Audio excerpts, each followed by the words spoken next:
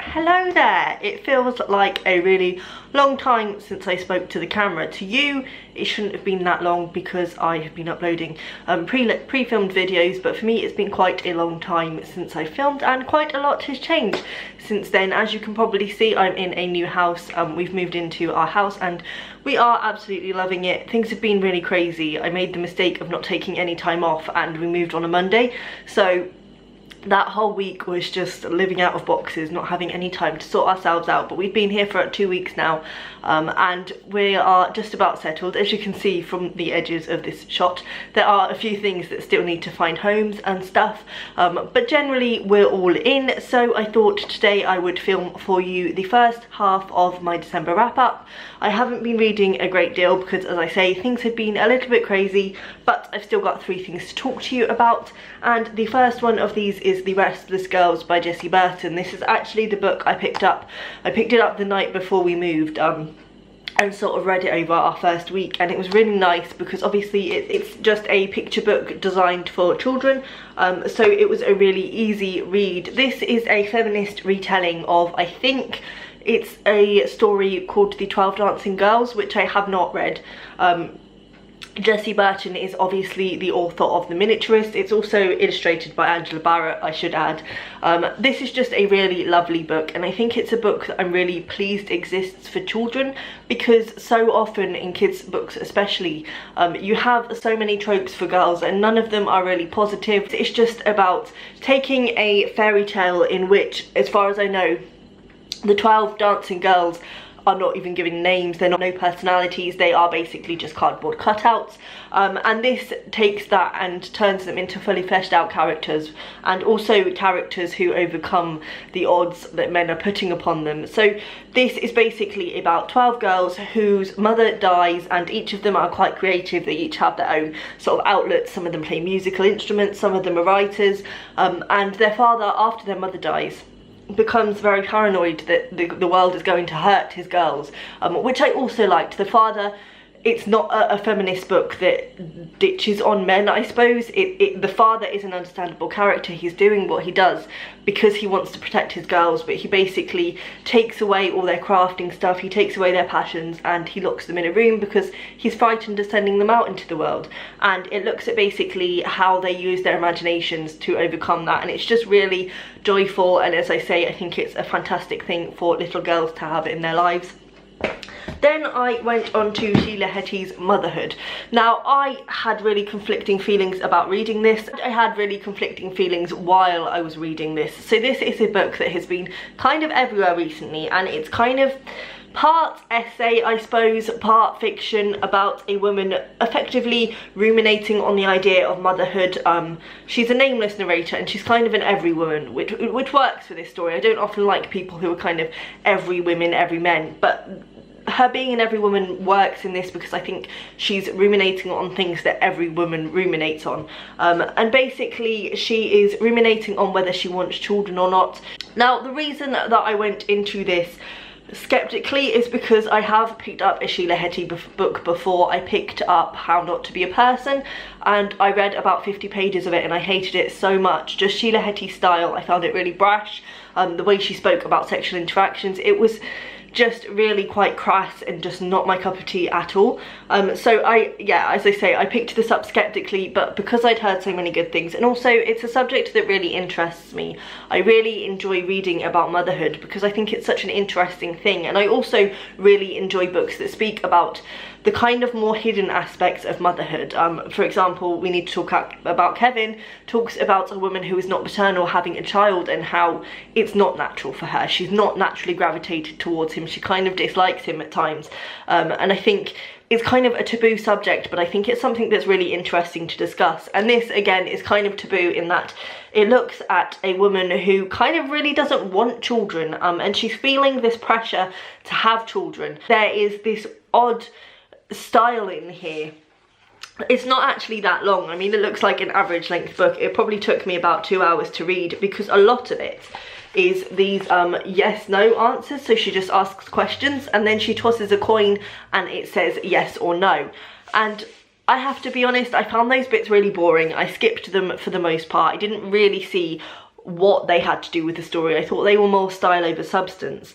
That said, what the book was saying I really liked. I also liked the fact that it was talking about the idea of motherhood and creativity and creative women, especially Sheila Heti kind of puts herself into her books. That's a thing that she's known for. In How Not to Be a Person, she called her main character Sheila, and so in this her main character is a writer, and she's talking about the idea of being afraid of losing her writing, and also she's a creator. She is technically giving birth to her books. She is creating things and sending them out into the world. She's kind of trying to work out whether that kind of puts her off this pressure to be a mother, and also what being a mother would do to her creativity, which I think as a writer myself is a question that I ask a lot, because I think there is this fear that when you become a mother you'll lose that thing you love, especially if it's a creative pursuit, which is not easy at the best of times. I think it's worth a read. Would I rave about it? Possibly not. In the end it did get 4 stars from me.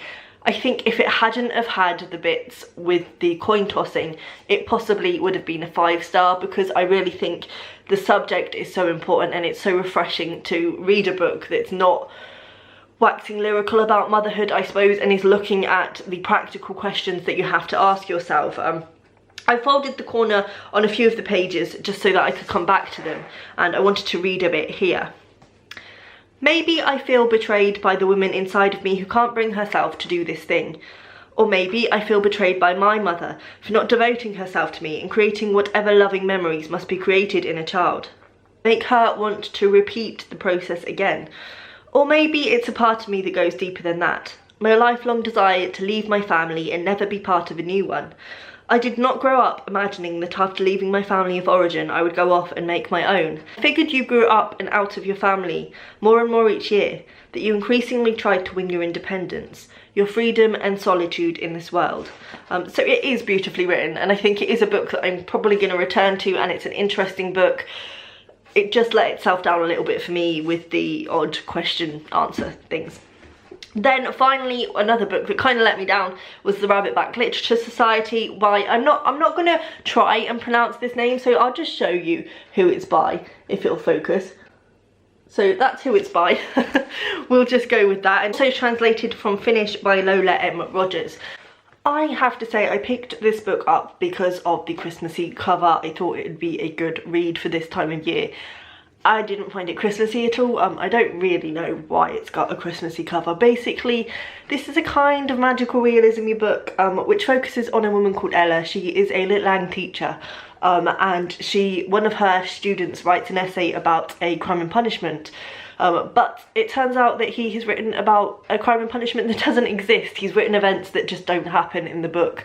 So Ella asks for his copy, and it turns out to be the local library copy. She goes there to return it and meets a librarian called Ingrid, who is part of something called the Rabbitback Literature Society, which is a society in their local town of famous authors who have all been mentored by one local author called Laura White, who is a really famous children's author.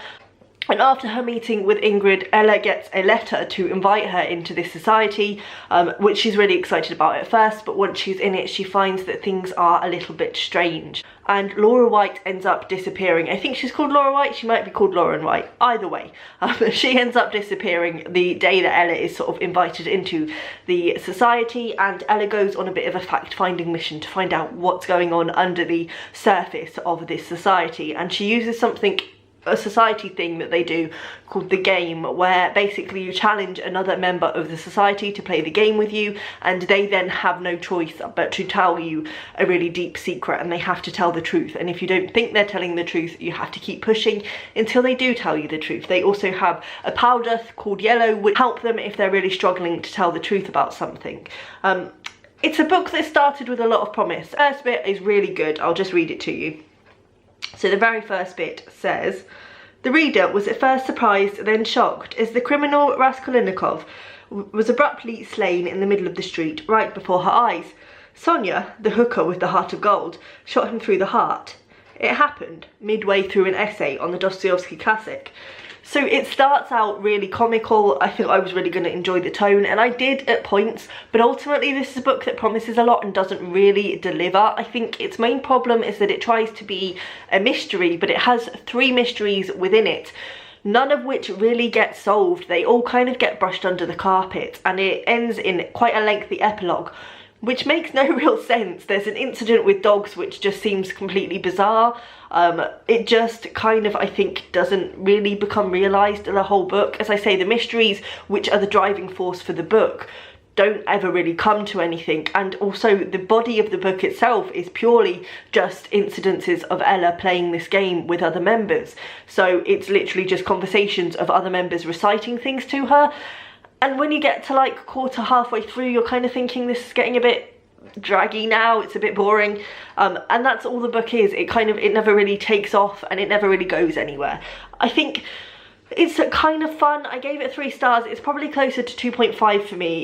It was fun because it's a book-based mystery, and there are some funny book-based moments in here. I really liked the idea of this plague, which once infected books were around each other, they just scrambled the text or made things happen that never actually existed. But ultimately it just kind of made no sense. I think it was also the kind of magical realism that I can't get behind, and I don't know why. It kind of reminded me of The Drowning of Arthur Braxton by Caroline Smale, and also The Ocean at the End of the Lane by Neil Gaiman, both of which are books. 2 of the first magical realism books I read, actually, which I just didn't enjoy, and I thought from the back of them that I didn't enjoy magical realism, but it turns out that it's not that, because I do like magical realism. I think I just don't like this kind of magical realism, which is like, it's not, I wouldn't say magical realism how I know it. It's kind of more a book with fantastical elements. Yeah, I just couldn't get behind it ultimately in the end. I think it was quite disappointing. It didn't really come to anything, and I think it didn't live up to its potential is the issue. It didn't live up to its potential as a mystery book, and perhaps it kind of went down a few too many wrong avenues along the way, perhaps. Anyway, there was that one. It was fine. It was an enjoyable, cozy read, I guess. It just kind of frustrated me in the end. So that's everything I've read in this month. Sorry, it's not too much, but as I say, things have been crazy. Lots of exciting things coming up though. Obviously it's nearly Christmas. I'm going to have a week and a half off for Christmas, which is the first time in too many years, probably about 7 years, that I've had more than just 2 days off for Christmas, which is really exciting. And so I'm going to be doing all my videos, like my yearly wrap up, my favourite books of the year, all that fun stuff. Oh, and my resolutions video, yes. So that's all to come. Please let me know down below if you've read any of these books and also what you've been reading this month, and I will see you next time. Bye.